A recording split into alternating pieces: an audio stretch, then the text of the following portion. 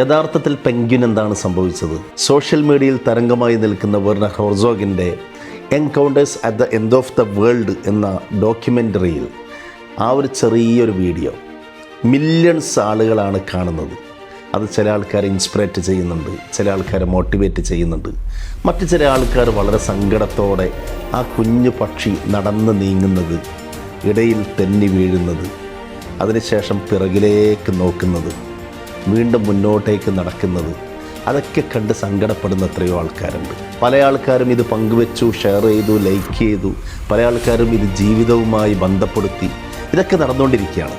2010 ഈ ഡോക്യുമെൻ്ററി ഇറങ്ങിയത്. ഈ വീഡിയോ ഏതോ ഒരർത്ഥത്തിൽ നമ്മുടെ ജീവിതവുമായി കണക്റ്റ് ചെയ്യുന്നുണ്ട്. ദിശാബോധം നഷ്ടപ്പെട്ട് കൂട്ടത്തിൽ നിന്ന് ഒറ്റപ്പെട്ട് ഒരു ഭക്ഷണം പോലും ലഭിക്കാത്ത ഒരു ഭാഗത്തേക്ക്, മറ്റൊരു ദിശയിലേക്ക്, തൻ്റെ കൂട്ടുകാളികൾ ആരുമില്ലാത്ത ഒരു ഭാഗത്തേക്ക്, ഒരു മഞ്ഞ് പൊതിഞ്ഞു നിൽക്കുന്ന പർവ്വതങ്ങളുടെ ഇടയിലേക്ക് നടന്നു നീങ്ങുന്ന ആ പക്ഷികൾ യഥാർത്ഥത്തിൽ മരണത്തിലേക്കാണ് പോകുന്നത്.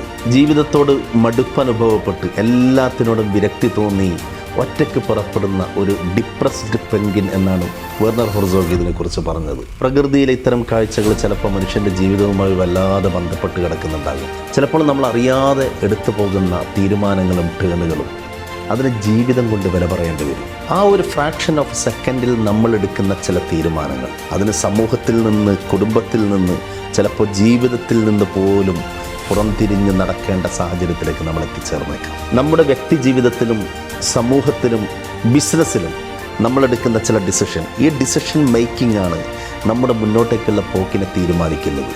അത് വളരെ പ്ലാൻ ചെയ്ത്, വളരെ കൃത്യമായ ആലോചനയോടെ അല്ലാതെ, ഫ്യൂച്ചറിനെ മുന്നിൽ കണ്ടിട്ടല്ലാതെ നമ്മൾ ഒരിക്കലും ചെയ്യാൻ പാടില്ലാത്തതാണ്. നിശബ്ദതയിലേക്ക് ആ കുഞ്ഞു പെൻഗ്വിൻ നടന്ന് നീങ്ങുന്നത് പോലെ നമ്മളെടുക്കുന്ന ചില തീരുമാനങ്ങൾ, ഒരു സെക്കൻഡിൻ്റെ തീരുമാനങ്ങൾ, അത് നമുക്ക് പരന്ന് കിടക്കുന്ന ജീവിതത്തിലേക്കാണോ, അതല്ല ആ വെളുത്ത മഞ്ഞുകൾക്കപ്പുറമുള്ള മരണത്തിലേക്കാണോ നമ്മളെ കൊണ്ടെത്തിക്കുന്നത് എന്നുള്ളത് വളരെ പ്രധാനപ്പെട്ട ഒരു കാര്യമാണ്. Would immediately head right back to the mountains.